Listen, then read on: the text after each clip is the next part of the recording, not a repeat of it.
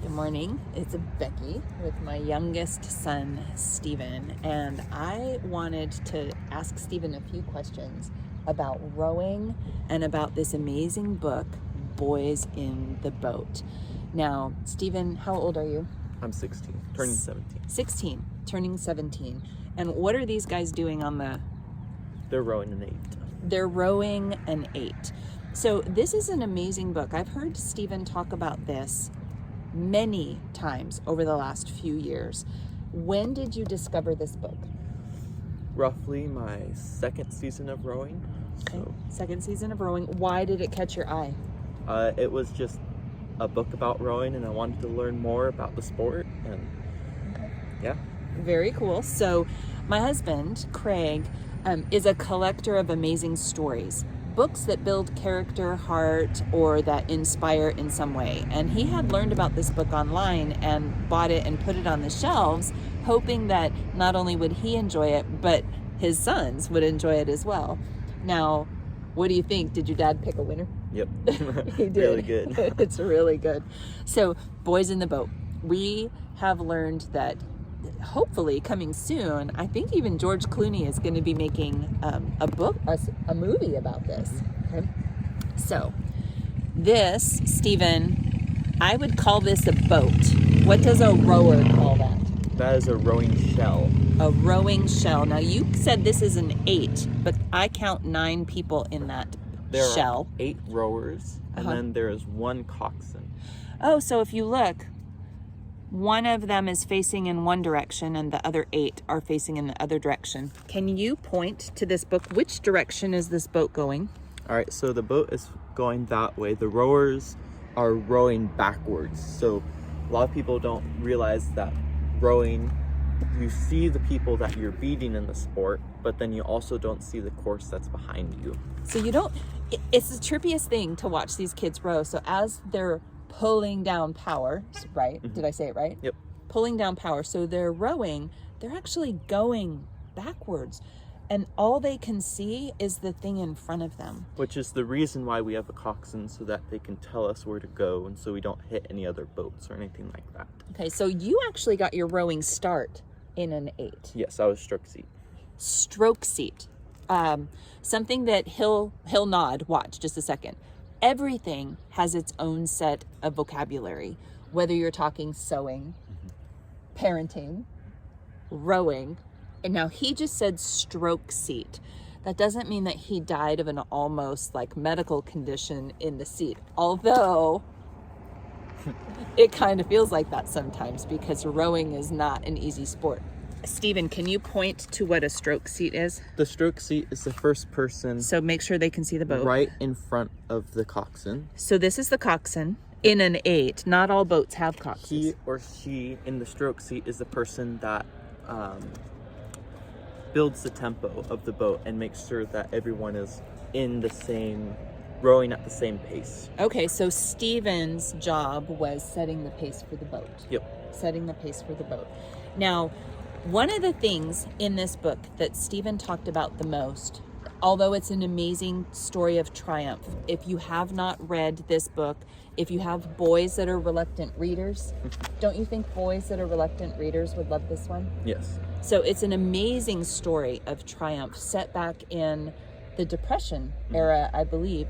He always talked about this guy, oh my gosh, what was his name? George Pocock. George Pocock. He was an Englishman who moved over to Washington State to find work building rowing shells because his father started the business of building rowing shells. So him and his brother came up and they started making boats. And Washington State University hired them to make them rowing shells for their crew. And they moved up at the top of their the boathouse at Washington State University. The boathouse is where they keep the boats, right? Where they keep all the shells. And they started making the boats, and they realized how much of a resource George really was to the rowing community. He was a master at making boats, but also he was a master rower, and he was also a wonderful mentor one of the best that there has ever been in any sport, in my opinion. So you talked about him a lot with just the way that he would talk to people. Was he a screamer? No, he was one of the very quiet, wise people that you just want to be around and soak up all the knowledge that they have. Yeah. And when you have the right kind of mentor, what do you think that does for you when you are learning something new or when you're trying to launch into life? It helps build you up as a better person. Yeah. So I don't know anything about rowing, but we just went to, okay, here comes another vocabulary word. We just went to a regatta national championship, or not, a regional championship. Regional. And we see Pocock, that mentor's name, all over the place. And it's significant because, do you row for a really big team? No. My team is one, if not the smallest crew in Washington State, so we don't have a lot of resources to boats and stuff. Right. What's your crew's name? Clam Island Rowing. Clam Island Rowing. We'll get to that because there's a story about why it's called that. Mm-hmm. Okay. So Clam Island Rowing is one of the smaller crews in the state. Yeah. Okay. So do you guys have Pococks? We have a really old 8. A really old 8. So now you don't race in an 8 anymore. No. You race in a boat that has how many people? One person. One person. But do they call it a one-person Nope. shell? So there are, I think there's 6 boats in rowing. There's an 8, An a 8. 4, a quad, a double, a pair, and a single. Okay. Now, a quad, a double, and a single are what is called a sculling boat, which means you have an oar in each hand. Okay, wait. So a sculling boat, 2 oars, 1 in each hand. Yep. Okay. A sweep boat would be a pair, a 4, or an 8, and that means you have 1 oar in your hand and you just have 1 oar. Sweep, almost like you're sweeping the floor. Exactly. Okay, so what boats do you row? I've rowed in every single boat, but I mainly race in a single or a double just because of the size of our crew. Okay, so small crew.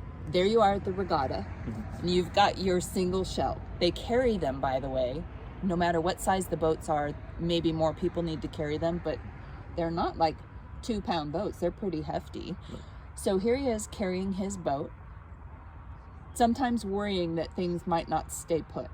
Okay, and along will come a newer Pocock. Does the guy with the newer boat have an almost unfair advantage? Yeah, the design of boats has come so far just in the last couple decades that it becomes an unfair advantage to the larger crews who have more resources to get better boats. Yeah. And it just leaves the smaller crews. I took a video of Steven launching at a regatta, and he was shaking his coach's hand, and you can hear another coach in the background going, Get the other boat, the one with the carbon seat, get the carbon fiber. Wouldn't that be nice to have nicer equipment? Okay, so small crew, amazing opportunity, wonderful thing. You also, how long have you been rowing? I've been rowing for about 7 seasons now. 7 seasons, is that 7 years? No, that's about 3.5 years of rowing. So what's a season? A season, there are 2 types of seasons in the year for rowing. There's spring season, which is more of the smaller sprints, and then there's fall season, which is the endurance, longer pieces that take anywhere to 20 to 30 minutes to fully do. Okay. So you started rowing 7 seasons ago with 2 of your older brothers. Yes. His dad kind of said, hey, you guys are going to row.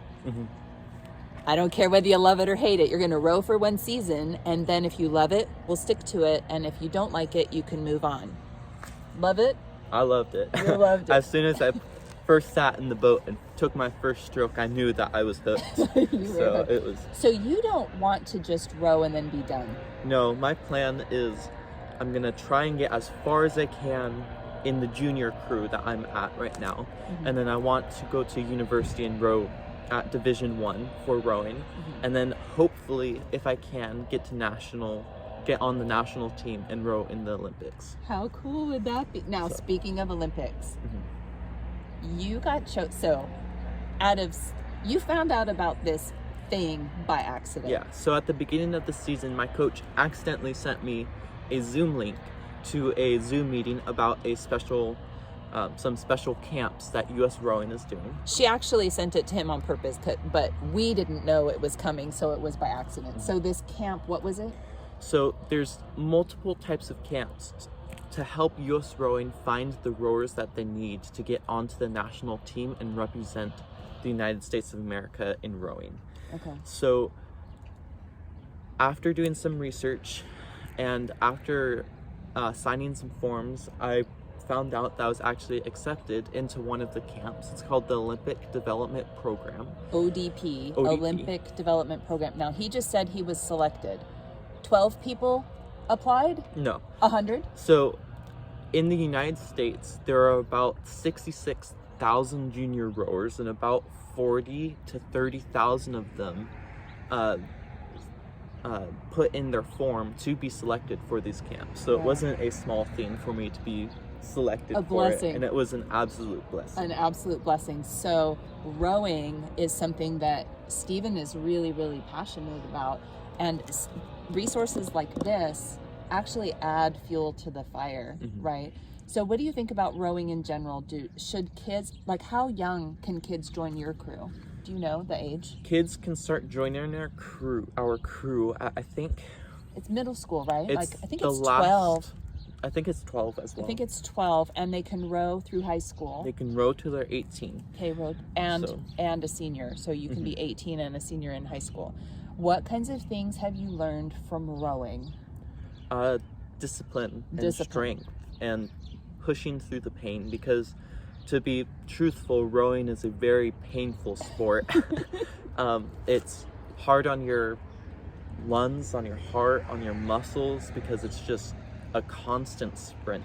A rowing race during the spring season is 2,000 meters. 2,000 meters. Which is about just a little over a mile.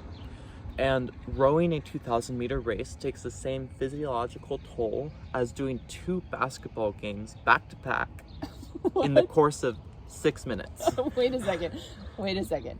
Okay. Say that again. A 2,000 meter race is equivalent to doing what? 2 basketball games in the course of 6 minutes. So it's hard. It's hard. And then an elite rower has the same aerobic, so lungs, breathing ability as a thoroughbred horse. Oh my goodness gracious. Now, you have asthma. Yes. What has rowing done for your asthma? It actually helped me not conquer it, but it helped strengthen my lungs and helped me become a stronger athlete and rower. Right. So rowing, boys in the boat, worth it?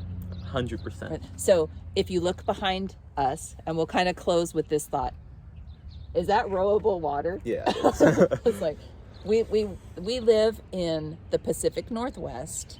This body of water is called the Puget Sound, and every time you drive by it, it has a different personality. And we always get the luck, right? The beautiful glassy water are typically not the days that you get to row, so there's a lot of times that you get blown off the water. But every time we look at water, we go, look at the water, it's perfect. So I thought that was a story worth sharing, a story about rowing, a story about discipline, determination, goals. Like, how amazing is that? And how a good book and an amazing mentor can make all the difference in the world. I would like to thank both my father for introducing me to this amazing sport, and also my coach Ellen for teaching me how to row and how to become a better rower, and just helping me to become a better person overall. Oh, and Clam Island. So Clam Island rowing crew. But the last thing I wanted you to share, what is the story of Clam Island? Why is it called Clam Island? Clam Island is a island that is found in Dyes Inlet in the Puget Sound. So Dyes Inlet is the body of water that they row. And the Clam Island is a island that gets submerged most of the year underwater, and during the summer there has to be a negative tide. I forgot what it was. I think it's like a negative 11-foot tide or something like that. It's insane. And then we have this little island that pops up that's almost entirely made out of clam shells and different types of shells. Yeah. And it's just something that we go to during the summer. We row out, we have a picnic out on Clam Island. And Just in the middle of the water that they typically row. So Yep. anyway, that's it. Thank you for taking a few minutes to talk about rowing. I think and I hope that it will inspire others to look into the sport, to read about things that they're interested in, and pursue their dreams. So do I. Yeah, thank you, bud. Yeah. Okay, have a great day. Bye-bye.